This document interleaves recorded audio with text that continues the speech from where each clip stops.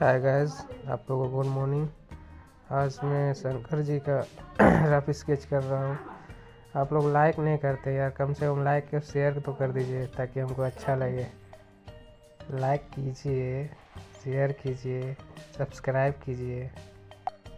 कम से कम महाकाल का भक्त तो हैं आप लोग, कम से कम शेयर कीजिए, लाइक कीजिए और सब्सक्राइब भी कीजिए। और अच्छा लगे तो कमेंट में जय महाकाल भी लिख दीजिए। समझे गाइस।